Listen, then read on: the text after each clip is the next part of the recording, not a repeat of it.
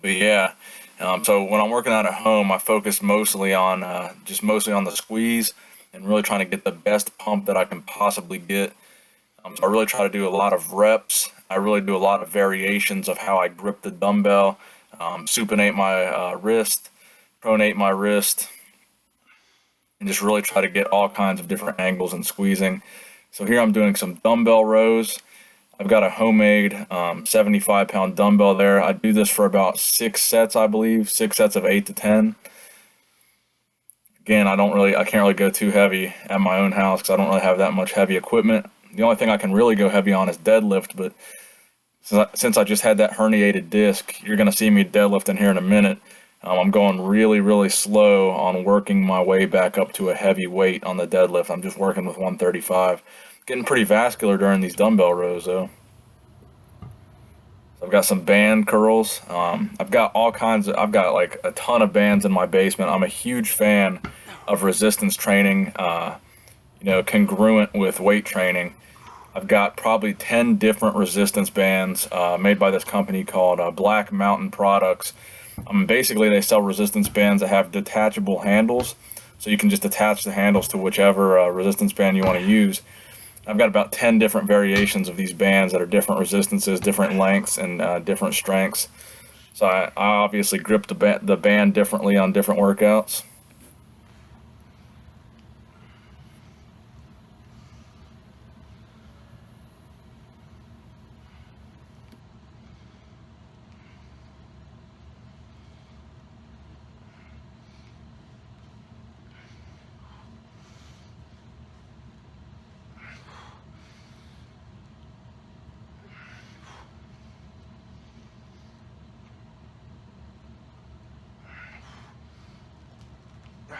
Alright guys, so this workout right here is going to focus on hitting the brachioradialis of the forearm. So what you're going to do is I'm going to take a kettlebell here and hold it from the top, reverse grip like that, and curl it really strict. So let's get started on this right here. So just like so, come down slow, repeat.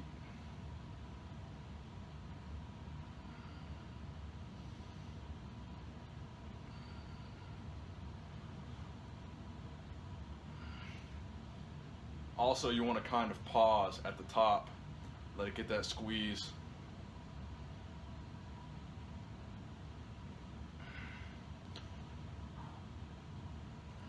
And then you just repeat for the other arm. I mean, you can see the veins in the brachioradialis because I just worked the brachioradialis, so that's how you know it's actually working, is when you get a pump in that part of the arm. I mean, you can clearly see where it raises up, where it's got the pump right there. So that's what I was just working, was that part of the arm right there. Alright, so you may notice this is a different camera. I tried to give you guys a couple different camera angles. I was trying something new. So what I did was I used my webcam as well as my iPhone camera to record this workout, to try to give you two different perspectives and two different video qualities of my workout. So this is another angle of me doing the dumbbell curls here. Again, very slow, very deliberate, very focused on the squeeze. You might notice I'm not as lean as I usually am here. I'm a little bit over 170 in this video. I'm 5'9". Alright, we're doing some more dumbbell rows here. But yeah, I'm 5'9". Some of the videos that you've seen me training recently, I was weighing closer to 165 and I was in the low 160s. So here I'm in the low to mid 170s. It's about time for me to get back serious on my diet. But as you can see, I mean, I'm still pretty vascular and stuff. You can definitely see where I'm holding some water in my arms. My arms are the first thing to really inflate once I start slacking on my diet. My arms really swell up with water. Can't really tell in this video because I'm looking pretty vascular right there. To see with from this other camera angle where the lighting's not as good, you can see where my arms are holding some water where they don't usually hold them. When I'm in the low 160s, my arms are a lot more shredded. But certainly once I get up into that 170, 175 range, My arms start holding a lot of water. Also, I haven't been taking any pre-workout. I took some pre-workout for this workout though, and it had about 2 servings of creatine in it, so that could be another contributing factor to the puffiness of the arms. But I'm getting a pretty damn good pump.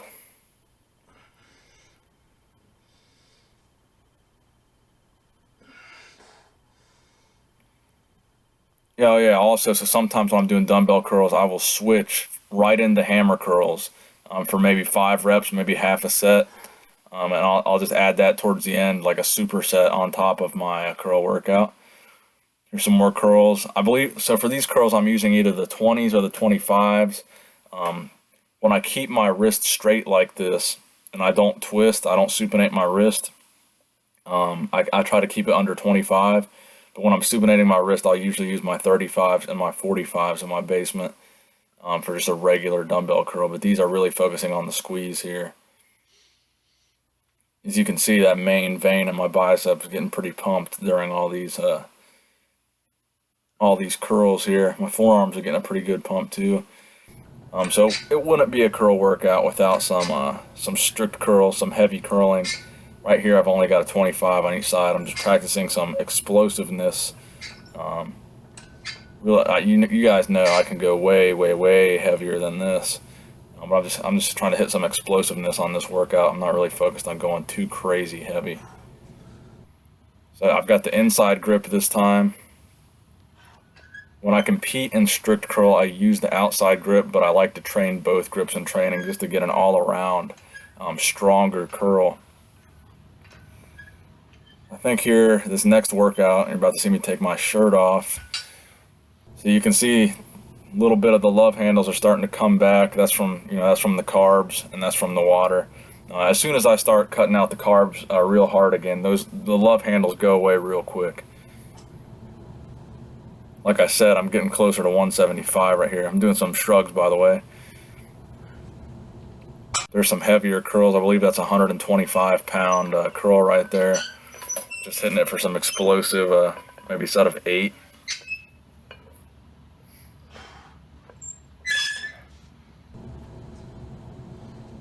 More explosive, maybe not so explosive. Maybe just focus. Oh, there we go. There we go. Pick up that pace, Nick. Also, you guys notice I'm wearing the Nick Strength and Power cutoff shirt. I do sell these shirts. I'm going to be hitting 10,000 subscribers very, very soon. And when I do, I'm going to be selling all these shirts for $10 with free shipping. They're regular t-shirts, but I cut the sleeves off. But I'll be selling them for $10 with free shipping. This will probably be a lot easier if I had some gym chalk for this. But you basically just do a modified hammer curl. That's pretty difficult without chalk, but I can only do about 5 or 6 reps anyway. So you can see it's starting to take effect in the forearm there. It's a nice grip workout. And if you can't do the curls, just take one and hold it for a 10 count. 1, 2, 3, 4, 5, 6, 7, 8, 9, 10. Oh, you can't see the dumbbell. There it is. And you just switch arms. So we're back to the dumbbell rows here. Again, I'm using a 75-pound dumbbell. I believe I did this for about 6 sets of 8 to 10 per arm, obviously. I don't really notice how vascular I was looking in this video until I rewatched it here on the big screen. Looking pretty damn vascular right there. Could be all the carbs I had this weekend. Alright, so another thing I like to use on arm day is these Captains of Crush grip training tools here. I've got the 150 variation, 150 pounds of pressure, the 250-pound variation, 250 pounds of pressure, and the 200-pound variation, so 200 pounds of pressure. These are very popular amongst the powerlifting community for grip training. I typically go for the 200. The 250, it's kind of hard to close all the way. So this is the 250 right here. I mean, the 250 is pretty difficult. So we've got, this is the 150 right here.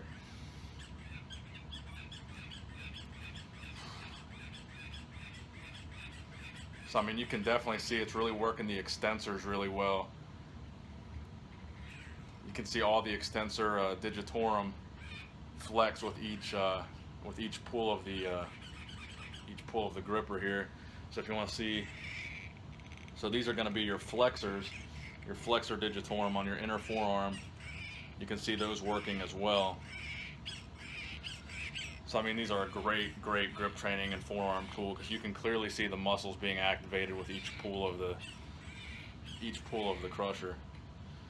Yeah, like you can clearly see the forearm working, the brachioradialis.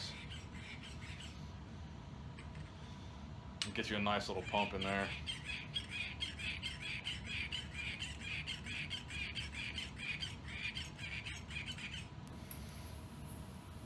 Alright, so I think we're back at it with some more dumbbell curls. Typically, I go very high volume on the dumbbell curls, so I probably ended up doing 10 to 12 sets of 8 to 10 reps on this workout, but I probably only filmed 5 or 6 sets of dumbbell curls. But I probably did do, upwards of 10 plus sets of dumbbell curls. I'm a big believer in high volume arm workouts for maximum growth, especially if you're a natural bodybuilder. 2 days a week, arm days, 1 day very high volume, lighter weight, and 1 day very heavy weight, lighter volume has worked best for me in growing my biceps. And a lot of people have said to me, my arms are probably my greatest feature. So I think my method of arm training is an effective one, and it's one that really works. So if you guys want to follow my lead, that's how I do it. Super high volume 1 day, super heavy weight another. Here's some more rows. Yes, sir.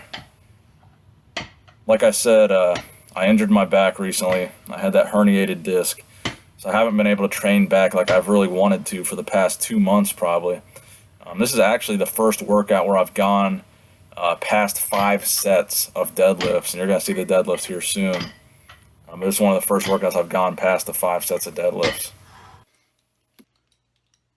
Alright guys, so when I work out at home, I don't have a bunch of fancy equipment, I don't have a bunch of fancy machines, and I can't go crazy heavy on dumbbells because I only have up to a 50-pound dumbbells. So really the focus when I'm working out at home is to really draw blood into the muscle. So I've got these resistance bands here, and the brand I use, I believe they're called Black Mountain resistance bands, and I've got all different kinds of strengths. I think I've got 10 different levels of resistance of these bands, 10 different colors. Yeah, Black Mountain Products is what it's called. So this one's like the medium level, so I really want to focus on squeezing the blood into the biceps. If you guys noticed with my dumbbell curls, I would go really slow and really contract at the top and then really focus on the negative. So you can do that a lot better with band work.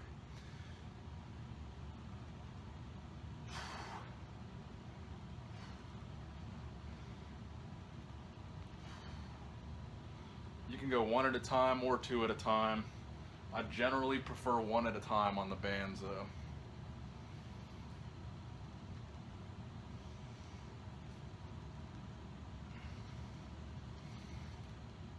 Again, you can see my pale ass back and my farmer's tan on my arms and shoulders and traps.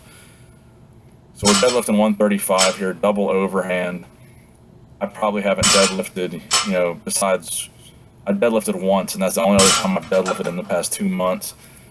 So really going slow, just trying to focus on good form here, just really trying to overemphasize that lockout, really trying to get back into the groove of deadlifting. So I did 5 sets of conventional deadlifts, 135. Here's some barbell rows. But I did 5 sets of conventional deadlifts with 135, and then I did 5 more sets of conventional deadlifts, or not conventional, but sumo deadlifts. So 10 total sets of deadlifts, all using 135 as the weight. So here's the sumos. Just really trying to get back into the groove of deadlifting. I don't want to jump right to a 400 plus pound deadlift and fuck my back up again. I'm just trying to really ease back into it. It'll probably take me a couple months before I'm handling 405 for reps again. Here's the final set, I believe, of sumo deadlifts. So I hope you guys enjoyed this video. I hope you enjoyed the voiceover. I hope you learned something new from my training methods. If you liked the video, please give me a thumbs up on this video. I'm glad you enjoyed it. Please subscribe to the channel. Nick Strength and Power signing out.